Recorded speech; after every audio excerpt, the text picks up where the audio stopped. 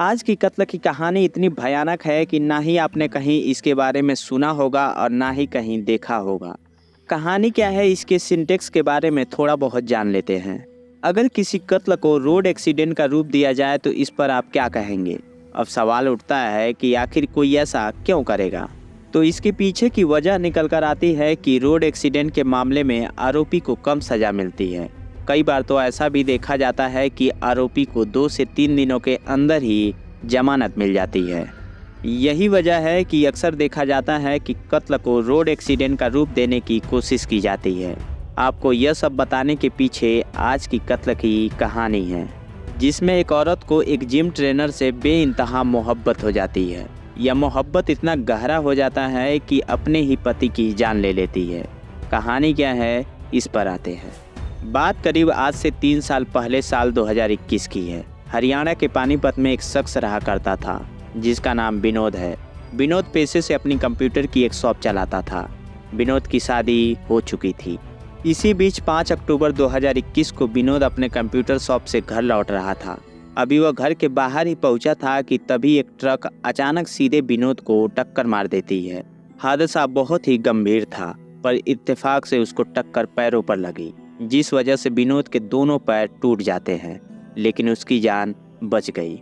इसके बाद विनोद का अस्पताल में इलाज कराया जाता है। कुछ दिनों में वह ठीक हो जाता है, लेकिन जिस ट्रक वाले ने विनोद को हिट किया था उसको वहां के कुछ लोगों ने देखा था। इसलिए विनोद के चाचा ने पुलिस में जाकर कंप्लेंट फाइल करते हैं। पुलिस इस मामले की जांच करती है और उस ट्रक ड्राइवर को अरेस्ट कर लिया जाता है। उसका नाम देव कुमार था। देव कुमार पुलिस से कहता है कि ब्रेक फेल हो गया था, अनजाने में एक्सीडेंट हो गया। खैर, थोड़ी बहुत जांच पड़ताल होती है। इसके थोड़े ही दिनों के बाद देव कुमार जमानत पर बाहर आ जाता है। यह घटना 5 अक्टूबर 2021 को हुई थी और वह 10 दिनों के अंदर बाहर आ गया। धीरे धीरे 2 महीने गुजर जाते हैं। फिर एक दिन देव कुमार अचानक विनोद के घर पहुंच जाता है। घर पहुंचकर वह विनोद से माफ़ी मांगता है। वह कहता है कि मुझसे गलती हो गई, मुझे माफ़ कर दो। तभी आसपास के लोगों को उस घर से गोली चलने की आवाज़ आती है।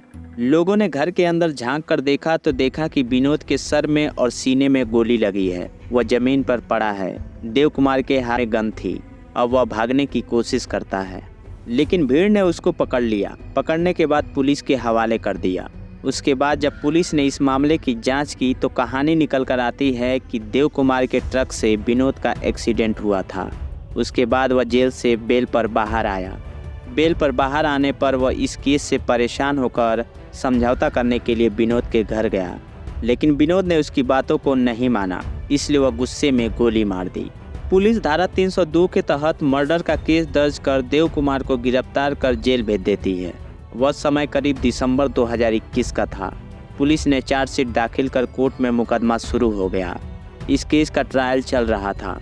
इसमें 3 साल बीत गए। अब 2024 आ गया। इस केस का आखिरी वक्त चल रहा था। कुछ ही महीनों में देव कुमार को सजा होने वाली थी। तभी इस कहानी में एक ऐसा मोड़ आता है कि पूरा केस ही पलट जाता है। दरअसल बात कुछ ऐसी है कि इस महीने के 1 और 2 जून की तारीख को पानीपत के पुलिस ऑफिसर के पास एक मोबाइल पर मैसेज आता है। यह मैसेज ऑस्ट्रेलिया से आया था।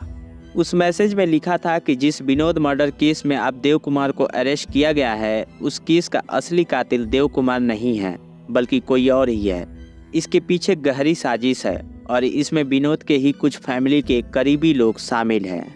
यह मैसेज भेजने वाला कोई और नहीं बल्कि विनोद का भाई था। अब पुलिस विनोद के भाई से इस केस को लेकर गहरी पूछताछ करती है, जिसमें उसका भाई बताता है कि मैं ऑस्ट्रेलिया में जॉब करता हूँ। मुझे वहाँ रहते लगभग 2.5 साल बीत गए हैं, लेकिन अब मुझे यह जानकारी मिली है कि इस कत्ल के पीछे देव कुमार सिर्फ एक बीच का मोहरा था। असली कातिल कोई और ही है। तब पुलिस भी इस बयान के बाद एक बार फिर विनोद के कत्ल की फाइल खोलती है। तब एक समय के लिए उन्हें भी लगता है कि इस केस में कुछ गड़बड़ है।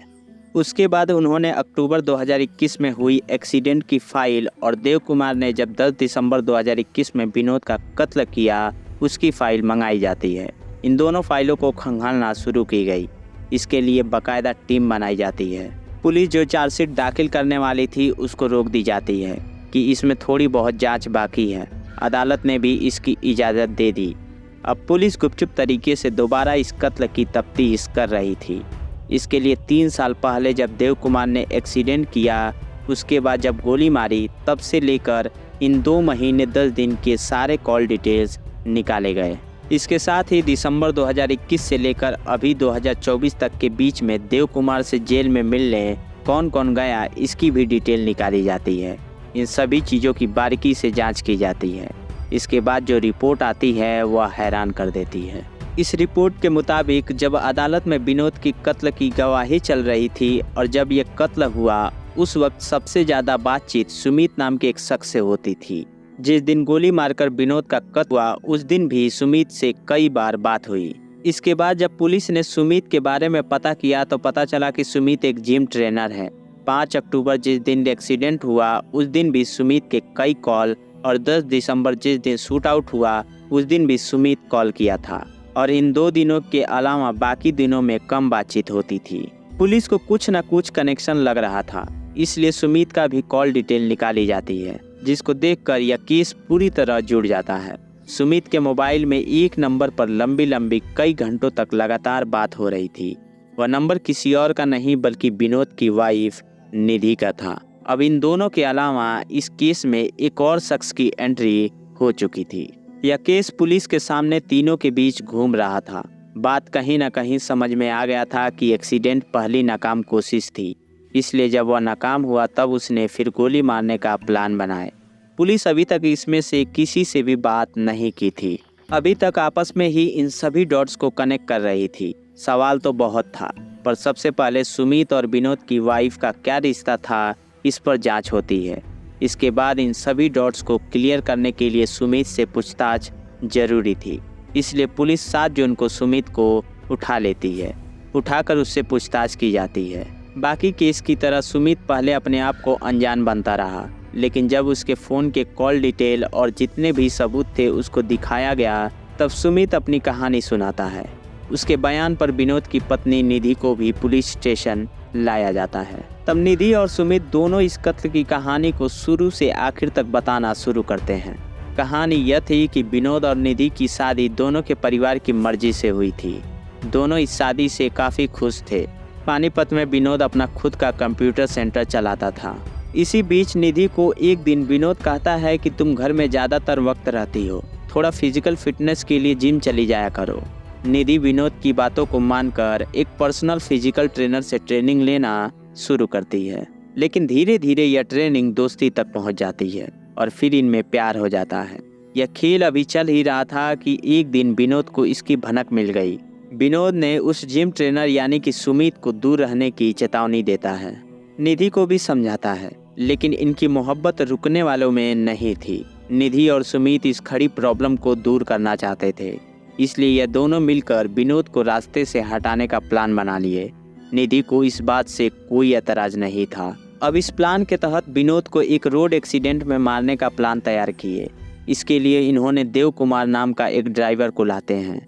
वह पंजाब के भटिंडा का रहने वाला था। उसको इन्होंने 10 लाख रुपए का लालच देकर विनोद को रोड एक्सीडेंट में मारने की सुपारी दे दी।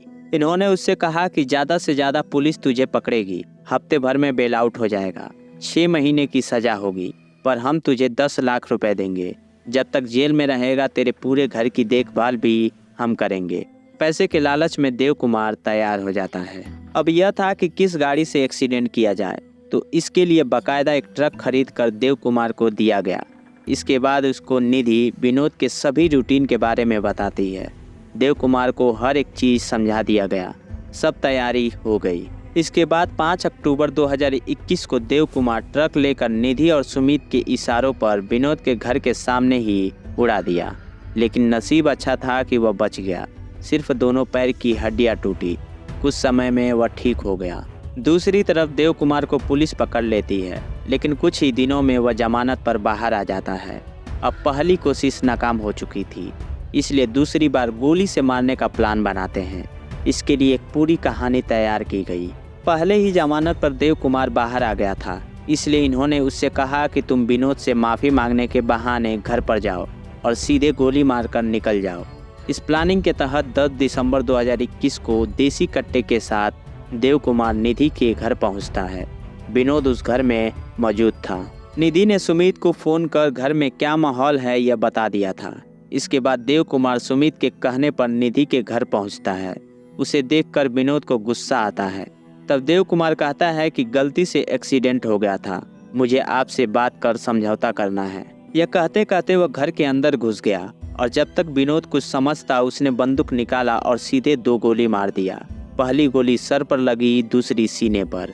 विनोद की वहीं पर मौत हो जाती है। जब वह गोली मारकर भागने लगा तब दिखाने के लिए निधि चिल्लाने लगी। उसकी आवाज़ और गोली की आवाज़ सुनकर आस पड़ोस के लोग देव कुमार को बाहर जाते वक्त पकड़ लिया। पकड़ने के बाद पुलिस के हवाले कर दिया। लेकिन अभी तक सच्चाई छुपी रहती है। सबको यही लगता है कि इसी ने एक्सीडेंट किया था और समझौता करना चाहता था, लेकिन जब विनोद नहीं माना तो गुस्से में गोली मार दिया।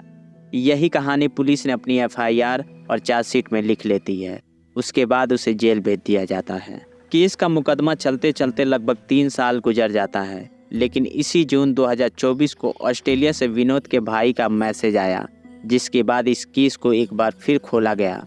तब यह पूरी कहानी निकल कर आती है। दरअसल विनोद के भाई को तब शक हुआ जब उसके कुछ दोस्तों ने बताया कि तुम्हारे भाई की मौत के बाद से ही निधि और सुमित के बीच में काफ़ी मुलाकातें होती हैं। मौत के बाद से निधि का रवैया पूरी तरह से बदल गया था। यह सुनकर विनोद के भाई को भी शक हुआ, इसलिए वह पुलिस को मैसेज करता है। इसके बाद निधि और सुमित को भी गिरफ्तार कर लिया गया। उस वक्त के सारे ट्रांजैक्शन, सुपारी की 10 लाख रुपए की रकम, उन सारी चीज़ों को नई चार्जशीट में ऐड किया गया।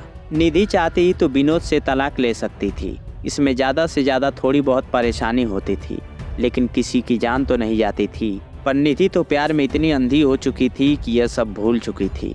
इस कत्ल पर आपको क्या कहना है कमेंट बॉक्स में ज़रूर बताइएगा।